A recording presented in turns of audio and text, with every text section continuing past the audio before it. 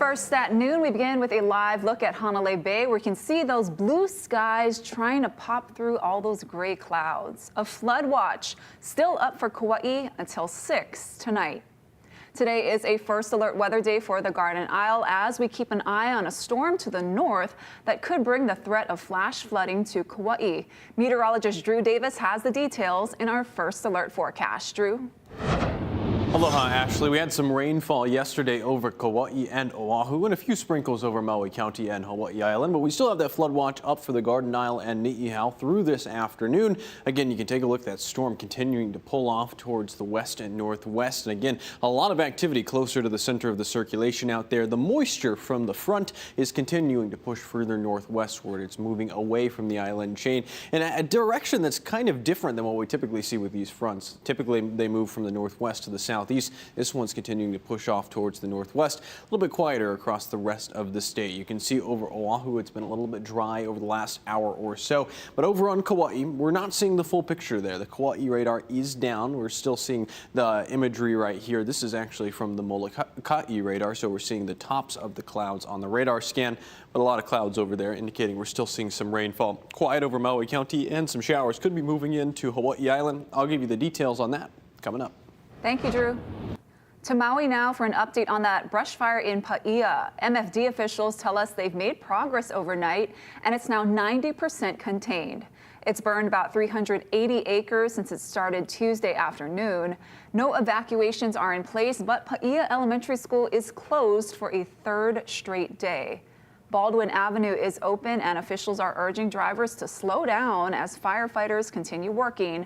Meantime, police are looking for whoever started the fire, as investigators now believe it was intentionally set.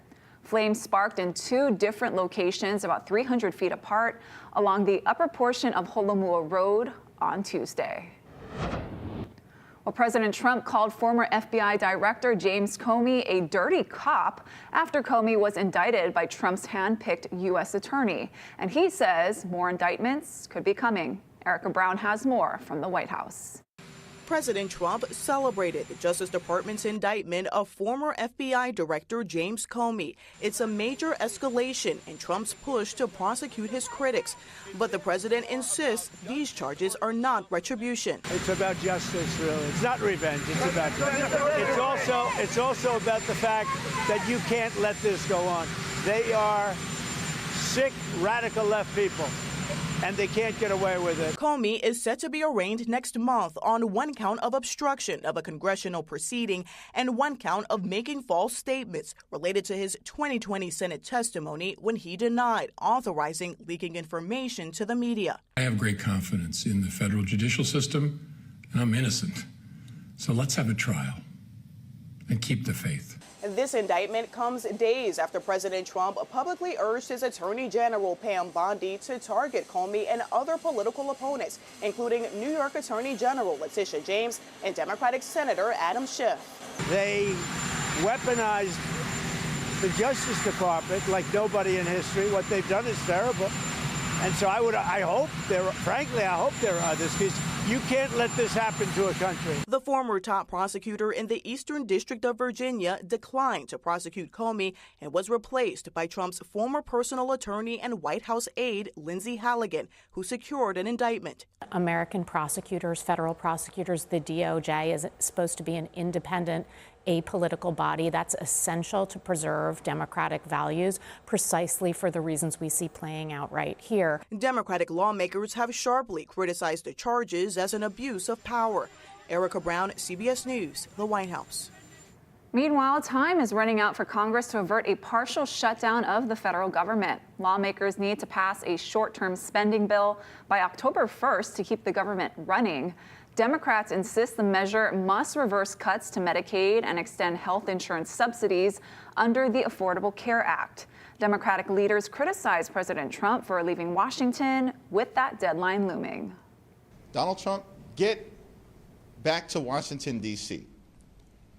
Why are you at a golf event right now and the government is 4 days away from closing? The White House's Office of Management and Budget threatened mass firings in the event of a shutdown. During previous shutdowns, federal workers were furloughed but returned to their jobs once Congress approved spending.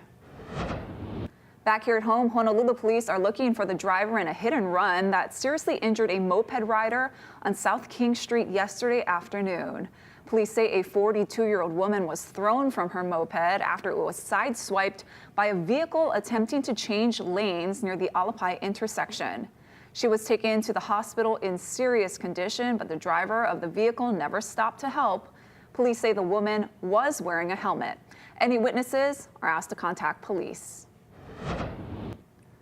For a second time this week, the Coast Guard is searching for a missing man on Kauai's North Shore. 44-year-old Bryson Higashi was last seen Tuesday afternoon, and authorities say he may have gone missing while free diving near Hanalei Bay. Police and the fire department are also helping with the search. And police say they do not believe that case is connected to the disappearance of Kyle Barrett, who was also last seen on Tuesday on the North Shore. The 37-year-old Princeville man was spotted near Queen's Bath at around 7:30 p.m. If you have information on either Barrett or Higashi, please call 808-241-1711. Reaction from Honolulu's mayor on a highly anticipated permitting system that's been delaying key building projects, a problem we first reported on Wednesday. Daryl Huff has the update. The city gave a thorough defense of the challenge of overhauling a 27-year-old computerized permitting system, with the mayor complaining about criticism from council member Tyler Dos Santos Tam he considered unfair. It deserves people not just jumping on us anytime that they feel like they've got a good story to print, because we're failing maybe perhaps while we're trying really hard to succeed. In advance of today's update on the system, Dos Santos Tam told Hawaii News Now, we were promised a system that would be much more efficient, be much more user-friendly, and as it turns out, it's anything but that. Quite honestly, I was very disappointed to read your comments or hear your comments on the news last night, because if you were on our side of the fence, you would see the degree of difficulty this represents and how far we've come and how certain we are about the road ahead and what we're going to get done, which is unprecedented. You never would have said what you said.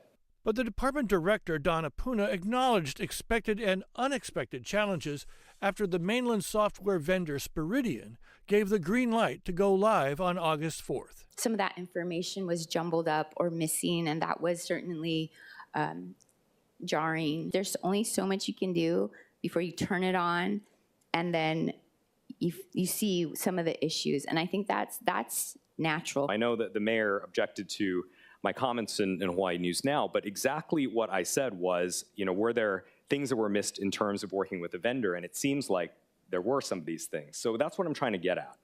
No, that's a fair question.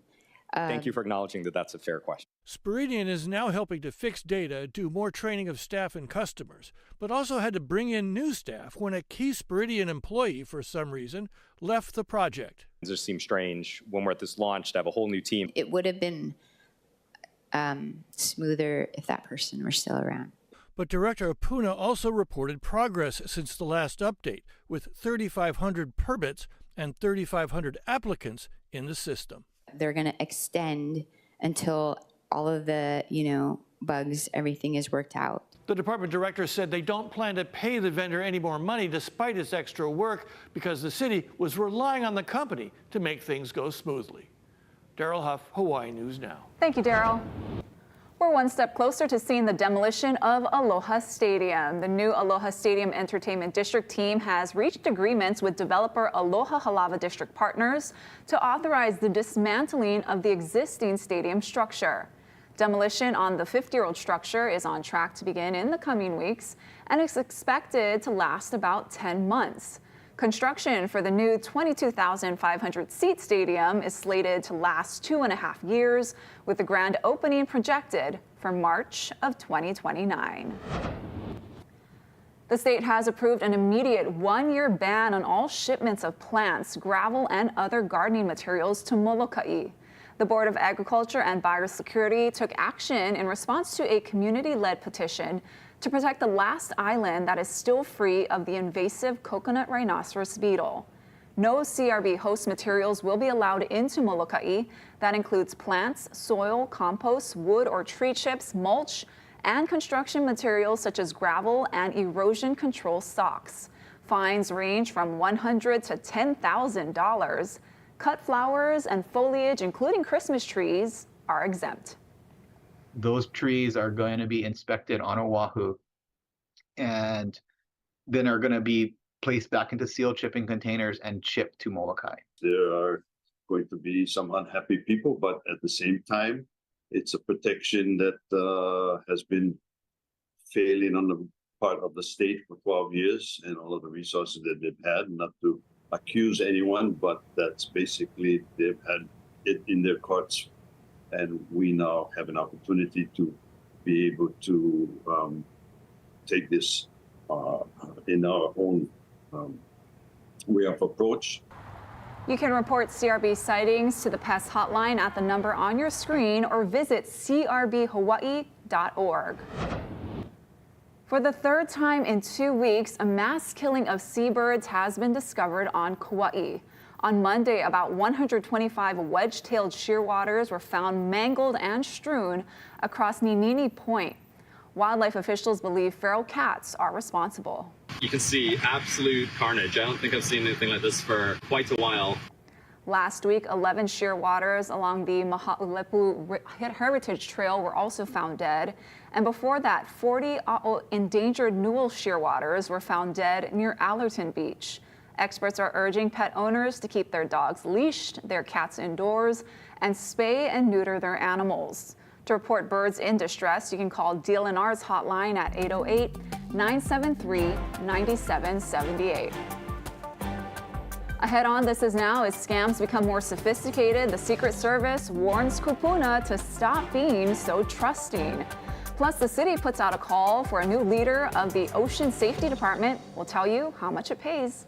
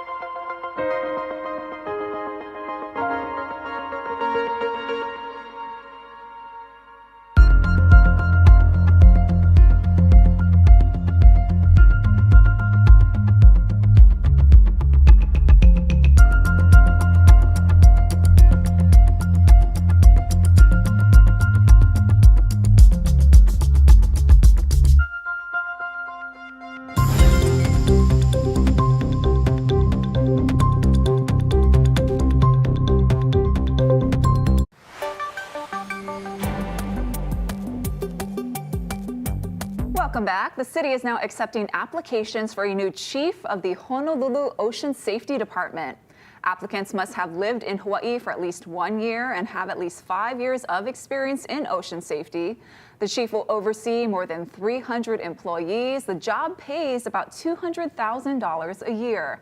The deadline to apply is October 16th. Look for more information at honolulu.gov/HOSD.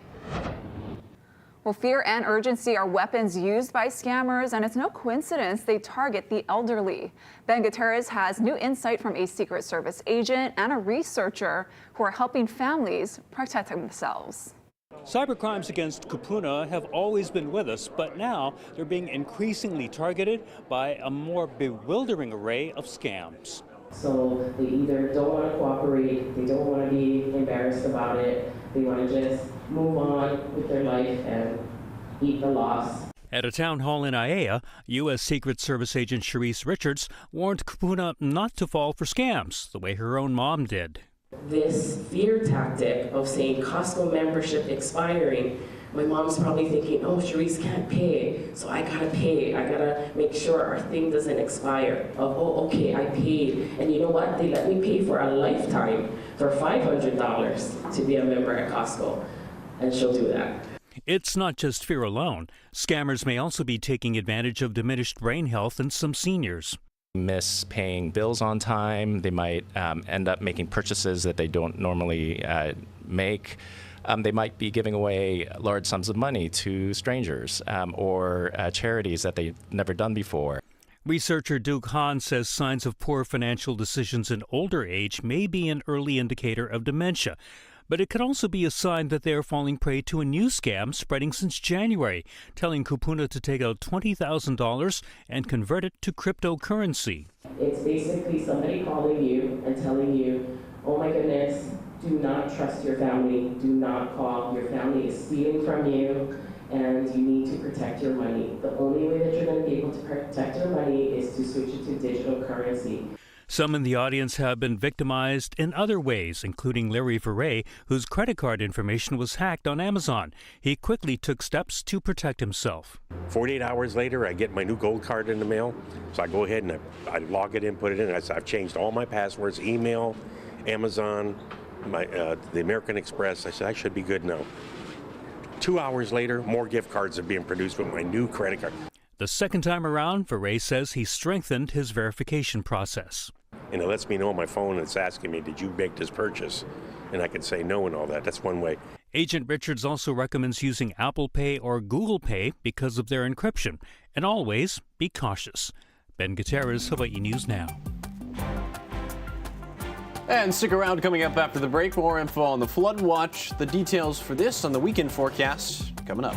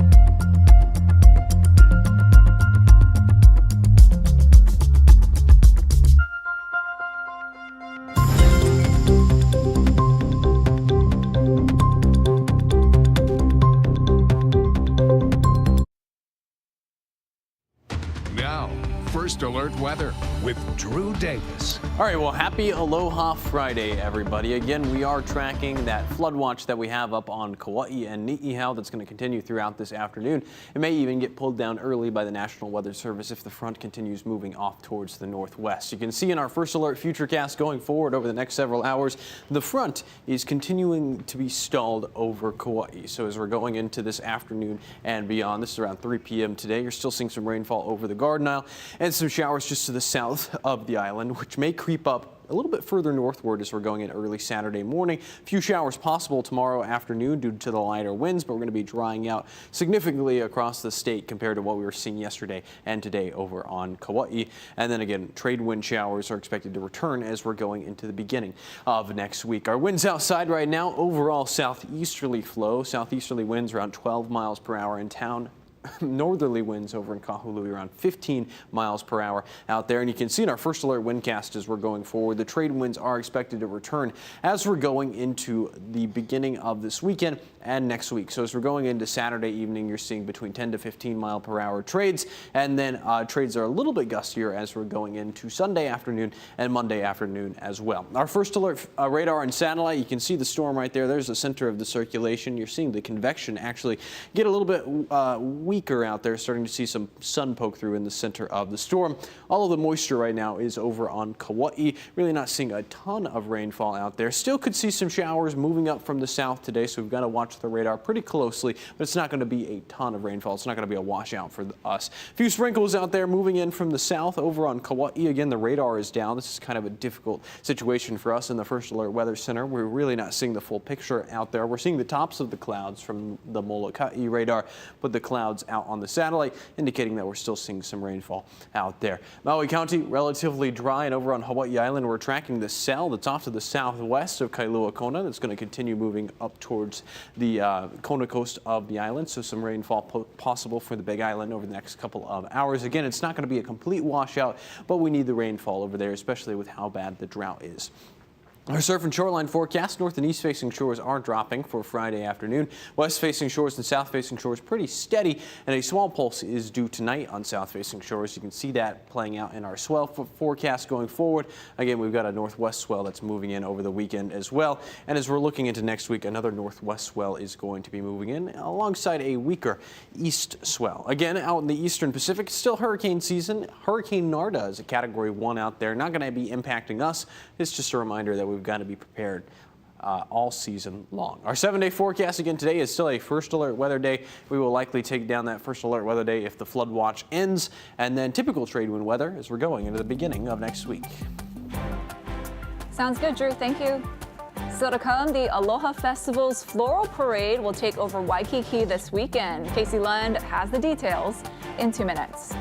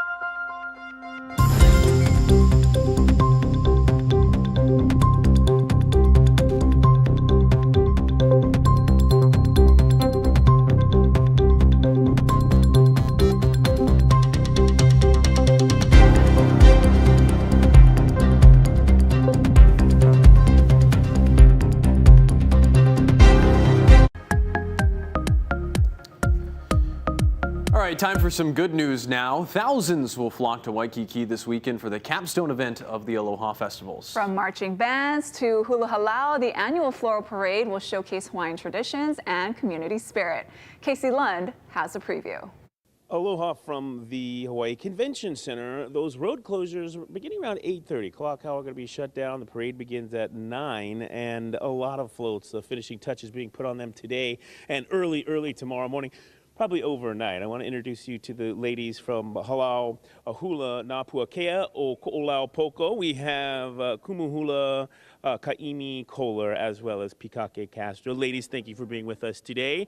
This float is beautiful. Tell us a little bit about the theme this year and how your float kind of honors that. Sure. So this theme is a Kokula Uka Kokula Kai, and we were building Ahupua of Kailua, which our halau is located at. Yeah. Yes. Talk a little bit, remind folks your halau. We were with you last year, and that's how I learned to pronounce the halau name so well, right? Tell me, Kumu, what you guys stand for, and a little bit of the lineage here. It's a long tradition. Yes. So we started with Auntie Lokalia Montgomery, Hu'unikid, Auntie Lani Kalama, and then our Kumuhula Auntie Patty Kealohalani Wright. Our halau is all about ohana. This has been a great event just because we can bring the keiki, our kane, just different generations together to be able to put this all together. Yeah, and tell me a little bit, I hate to put you on the spot and ask you how many hours, but if you had to kind of give us a ballpark, this is a lot of work. Yes, it is. Well, the idea started as soon as the concept started to pop up. And then this whole month of thinking, planning, and work together, and then we were able to put this gorgeous float together. And we are it's not complete just yet, although it already looks beautiful. There's going to be some really awesome elements that we haven't shown people yet. So you got to come down to the parade tomorrow, again, 9 a.m. Kalakaua Avenue. Plan on, by the way, Kalakaua kind of being tied up with things until around noon or so, but make a day out of it. We're hoping that people stay dry, but even if not, that's just blessings, right? Especially on your guys' side, the windward Absolutely. side. Oh, the rains are wonderful on that day. It's so hot. Anybody else you guys want to give a shout out or a thank you to that made all this possible? Well, thank you to all our hula ohana and extended ohana family, and then yes, there's a lot of community. Yes, we bonded together as one. Landscapers, people that donate the flowers, that donate the floral stuff, all these elements. See that? So you see, there's already so much stuff in here, but you see all the raw materials still out here. So I'm gonna let you ladies get back to work, okay? You mean to stick around and help? Yes, please. Thank you guys so much for sharing with us. Again, all the details, parade round, where you can watch all online at HawaiiNewsNow.com. We'll send things back into the studio. Aloha. I wonder if he's stuck around. Do you think he's stuck around? Well, he's tall, right? So he's helpful. Yeah, he can he can put the high stuff. Yeah. So the weather's gonna be nice for the parade? Yeah, it seems like we might see a few showers out there, but overall it's looking to be a little bit drier this weekend compared to the last couple of days. Ending the show off with a look at Hanalei Bay. Again, a little bit of blue poking out in the clouds out there. Have a wonderful weekend, everybody. Thanks for watching. This is Now. More news first at 4 right here on KHNL.